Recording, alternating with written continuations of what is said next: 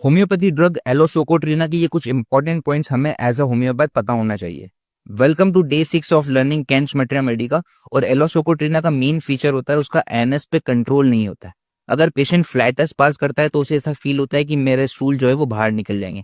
इतना loss of power in the sphincter ani हमें aloe socotrina में देखने के लिए मिलता है। अब स्टूल कैसा होता है? स्टूल इसका होता है थीन, वाटरी, ऑफेंसिव। एनल रीजन में बर्निंग होती है, पेन होता है।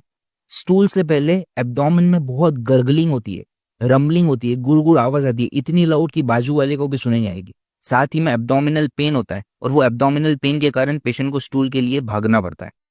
ये कंप्लेंट हो गई ओवरऑल एब्डोमेन से रिलेटेड। दूसरी चीज जो है वो पेशेंट में हेडेक देखने के लिए मिलता है एज अ एसोसिएटेड कंप्लेंट।